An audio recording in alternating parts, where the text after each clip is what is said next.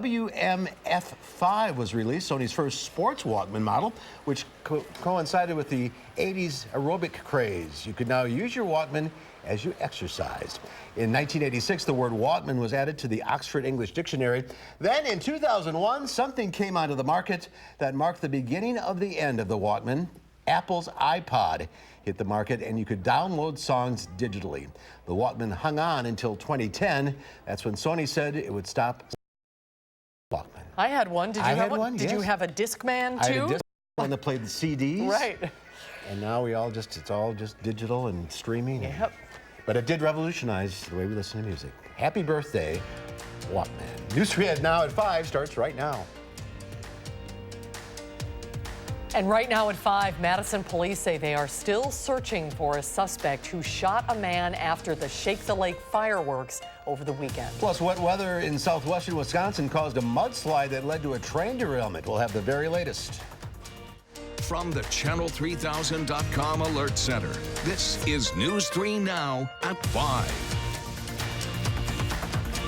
Thanks for staying with us, everyone. Eric is off this week. Police are still looking for the person who fired multiple rounds at Shake the Lake on Saturday night. The 20-year-old man who was shot has been released from the hospital. We have team coverage of that shooting that happened at Shake the Lake over the weekend. We start with Amanda Quintana, who's at Monona Terrace, where it all happened. Amanda?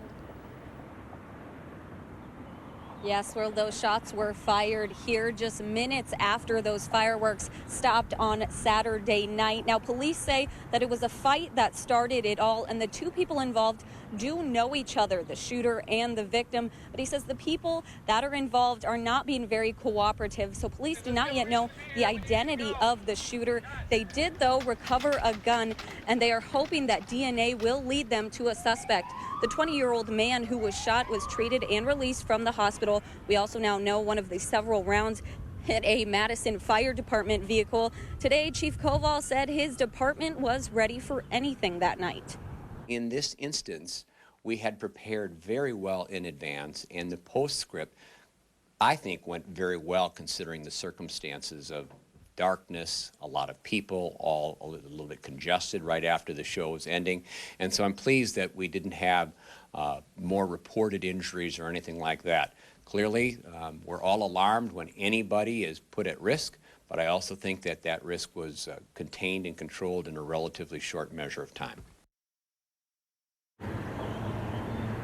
He says MPD had physical barriers to block off John Nolan and officers with rifles, something they learned from the terrorist attacks in Europe could help deter violence and help monitor the crowd. But he says the fact that the event space is an open-air forum makes things very difficult. He says it's really a balance of police mitigating the risk, but also letting people that want to just come down here and enjoy the fireworks be able to do that.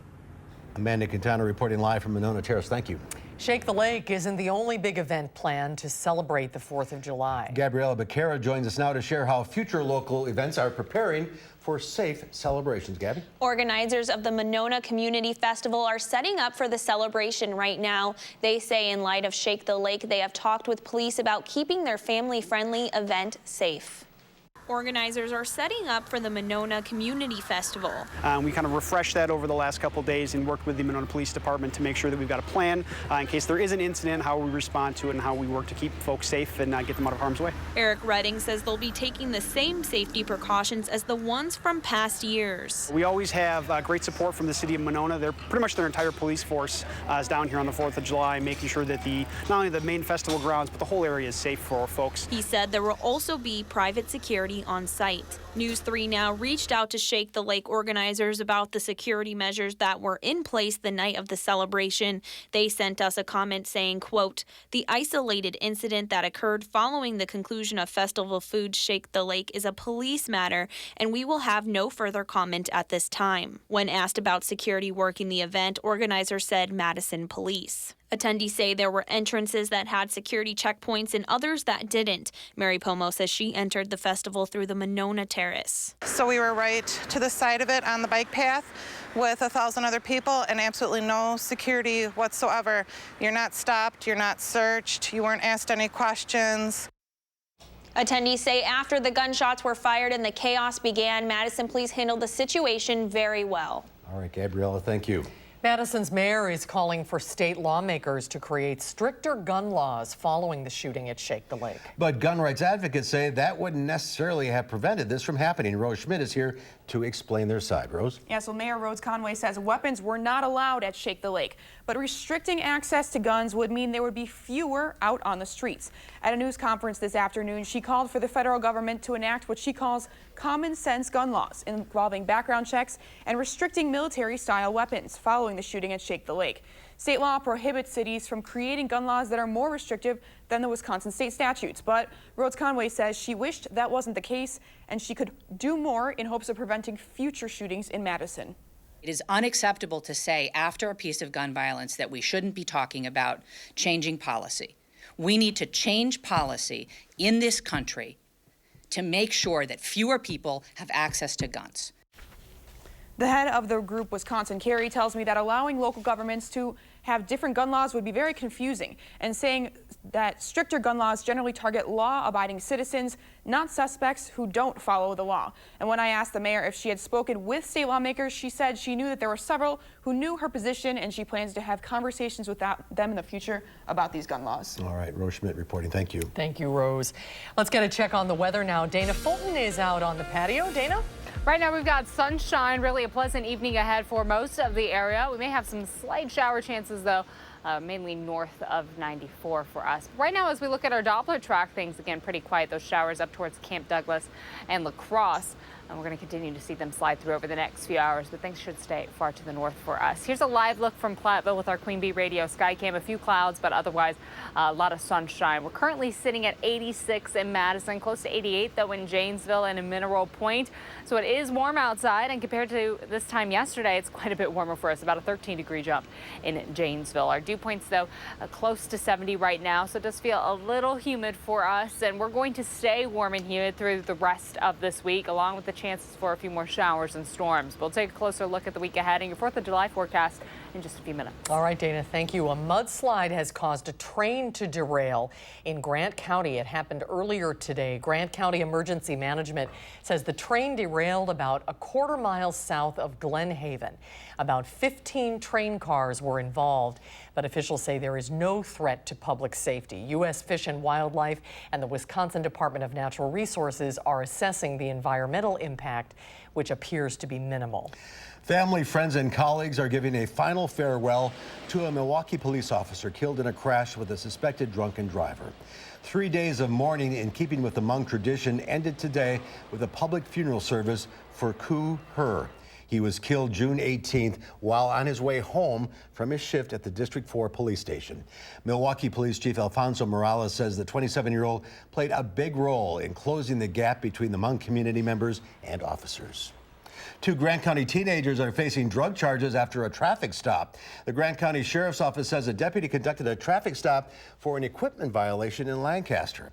A deputy saw signs of drug use in the vehicle and found meth and additional contraband. 17-year-old Hunter Newberry of Boscobel and 17-year-old Hunter Thiessen of Cassville were arrested and could face multiple charges. There were 2 other teens in the car at the time of the traffic stop. Deputies say those teens will not be facing any charges at this time. 8 people are displaced following a fire at a duplex on Saturday. Firefighters say it happened in the 300 block of North Chatham Street. Firefighters arrived to find smoke coming from the roof of the building. Extra firefighters from Janesville and the Footville fire departments were called in to help out because of the heat.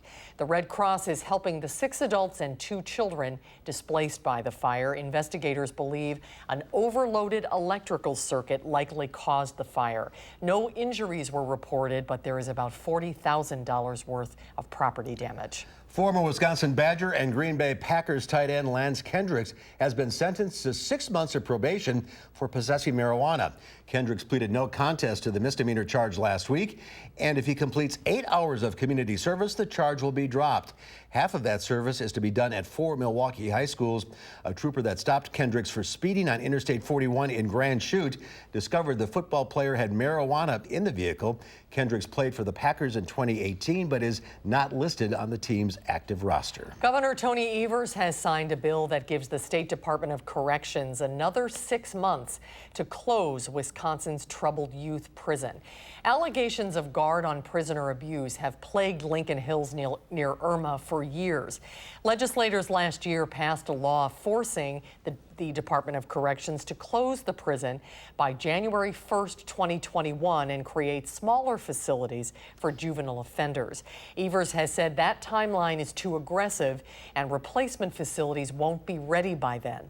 A Republican introduced a bill that keeps the prison open until July 1st, 2021. The Assembly and Senate approved the bill in June. In more local news, Madison Water Utility has filed an application to increase water rates. Madison Water Utility says they're forecasting an 8% overall increase. If approved, they say the increase would mean an additional $2.20 per month in water charges for a typical customer. The Public Service Commission takes an average of 200 days to process a water rate application. The increase would likely go into effect sometime next year. A lottery winner in Wisconsin has until July 15th to claim the biggest Megabucks prize won since 2015 before it's too late to claim the money. The $5.9 million Megabucks jackpot winning numbers 1, 5, 28, 29, 37, and 44 were announced January 16th. The ticket was sold at a Quick Trip at 625 South Taylor Drive in Sheboygan. Ticket winners have 180 days to claim their prize, making this winner's final day July 15th. They can claim the prize at the lottery's Madison office. Check your tickets. Dane County authorities will be out in full force patrolling our local waterways this holiday weekend. Ahead of the holiday weekend, Dane County Sheriff's deputies are reminding boaters to have the proper safety measures on their boats. That includes a throwable flotation device, the correct number of life jackets, and a fire extinguisher. Remember, drunk boating is drunk driving. Anything .08 or higher will get you an OWI. Sounds like it's going to be hot. Temperature's going to be up. People kind of lose track of fluid intakes. You know, alcohol will act differently when it's very hot. Because you got to drink water also, hydrate besides beer.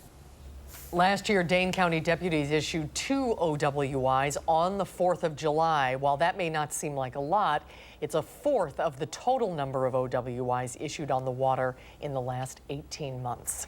And there's more to come on News 3 Now at 5. Up next, why it looks like the middle of winter in Mexico. We'll explain what happened. And coming up tonight at 6, a Sauk County man has a plan to cut back on the number of animals euthanized at the Humane Society. How you can get involved in his new foster care program. And on Wall Street today, the Dow Industrial's up 117 points, the Nasdaq gained 85, and the S&P closed at a record high, up 23 points. We'll be right back.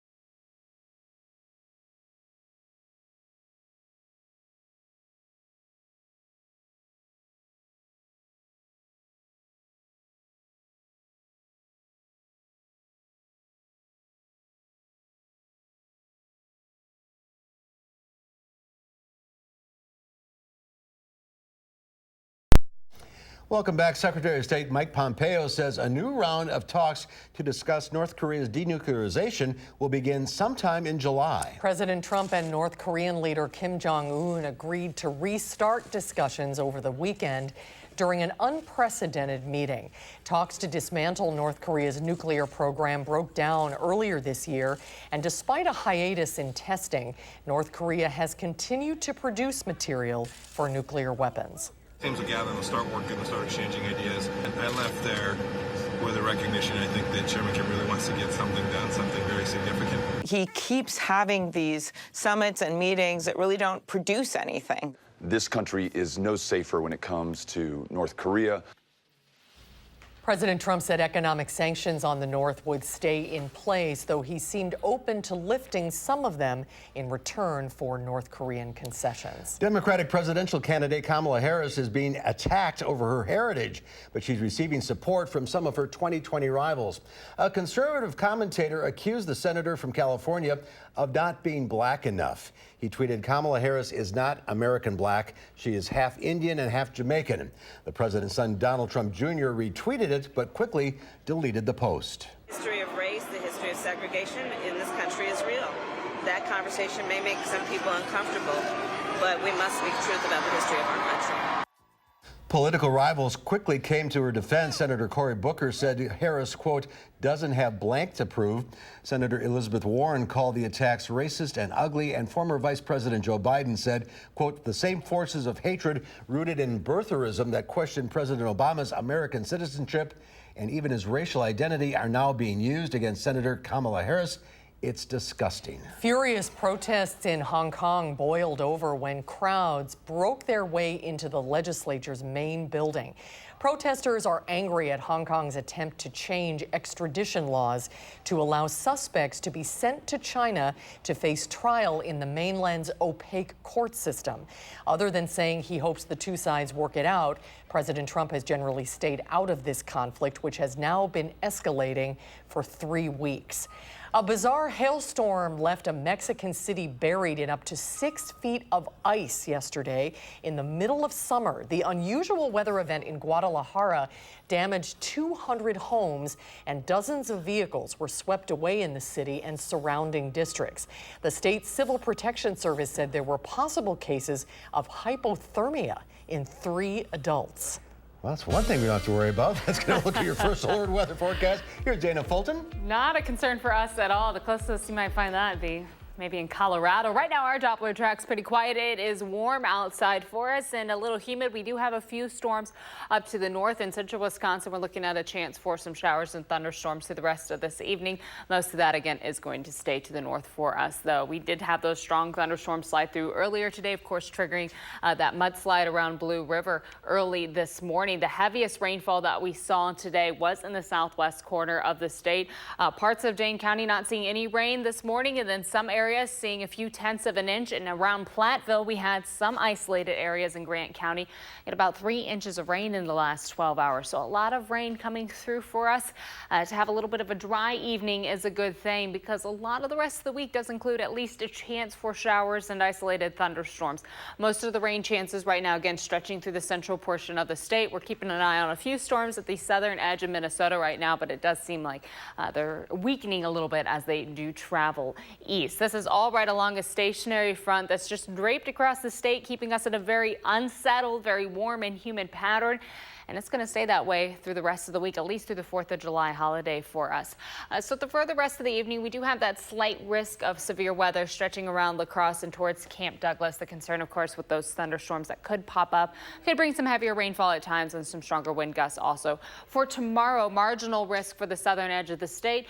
Tomorrow evening, we do have the chance for a few storms, and then Wednesday, we're not looking at any severe potential coming up for us, though there is, of course, the chance for some showers and thunderstorms still for Wednesday. So overnight, we're looking at our skies becoming mostly cloudy. Again, a slight chance for an isolated shower possible, though most of it is going to stay to the north. Tomorrow, we'll start off partly sunny, and then in the afternoon, we have the chance for some showers and isolated thunderstorms. Again, a marginal risk for some severe weather. Some of those storms may bring some heavier rain at times. For Wednesday, a variably cloudy sky, so a little more clouds than sunshine, and then another chance for some showers and thunderstorms, isolated showers and thunderstorms possible later in the afternoon and in in the evening on Wednesday. Overnight, our temperatures will fall to the upper 60s for us, really close to 70 throughout southern Wisconsin. Our breeze is coming from the southwest, so that's warmer air coming in.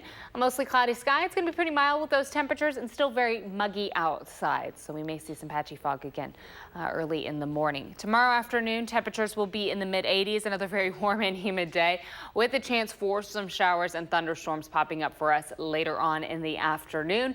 And those shower and thunderstorm chances will stay with us through the work week and into the start of the weekend. It's going to stay very warm and humid also. Temperatures in the mid to low 80s for us. But as we get closer to the weekend, we'll see a little bit of a drop for us for Saturday and Sunday.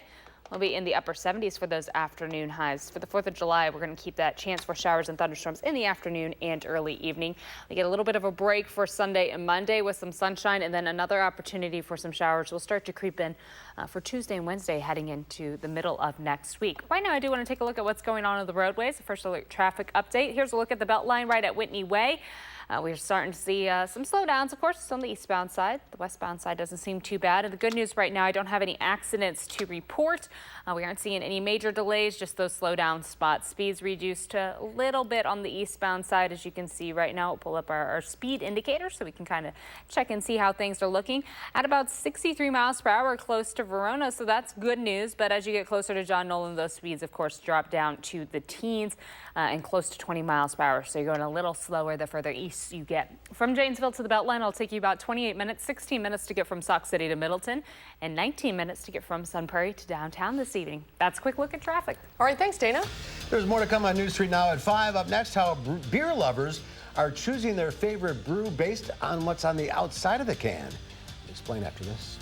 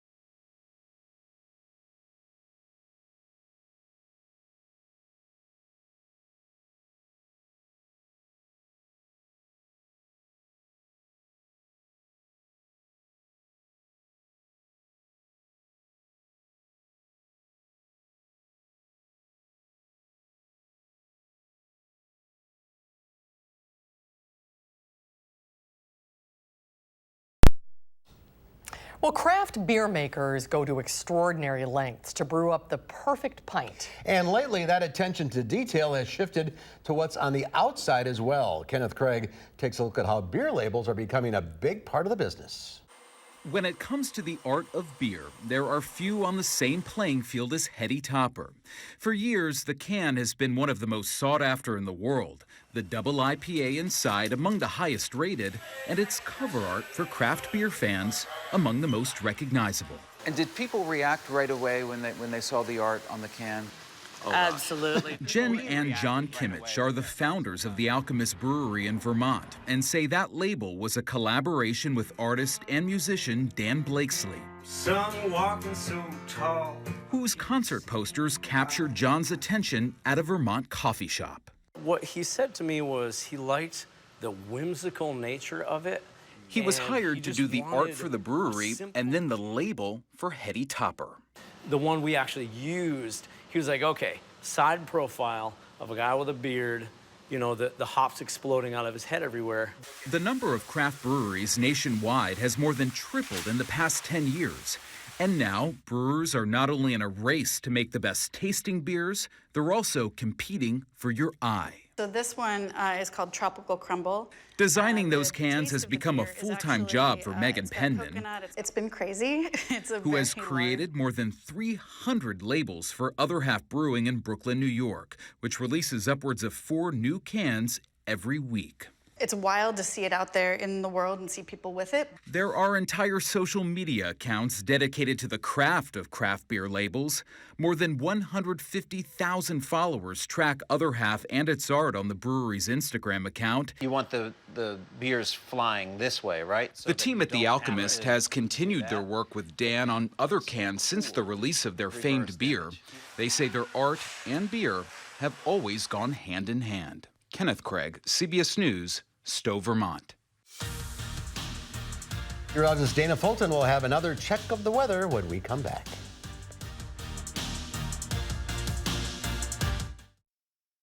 Ashley.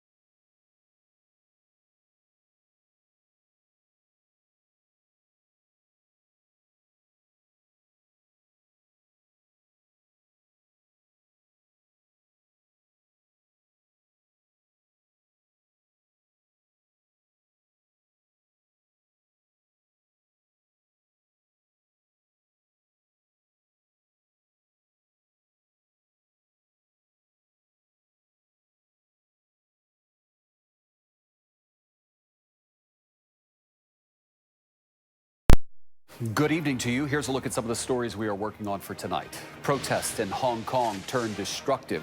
Hundreds of people stormed a government building. Our cameras were inside. Tragedy in Texas. We have new details tonight on the plane crash that killed 10 people on board. And how this teenage prodigy made history against her idol. What a story from Wimbledon. We'll see you tonight on the CBS Evening News. That is quite a story. Yeah. Well, if you like heat and humidity, you're in the right place. Yeah, it's a little warm outside right now, a little humid also, and that's coming along with some shower and storm chances heading through the next several days. We're looking at the chance for showers and isolated thunderstorms almost every afternoon. Temps will be in the mid to low 80s with those heat index readings in the mid to upper 80s. Notice by the weekend, our temps will back off just a little bit. That humidity will back off a little bit as well. But we have a few warm days to get through first, including a very warm and humid 4th of July on Thursday. We aren't expecting big rain showers to come through, but of course, just a good time to keep a close eye on the radar. Yeah, be ready for As you saw yesterday. Yes. Thanks a lot, Dana. Thanks for watching, everybody. We'll see you back here at 6.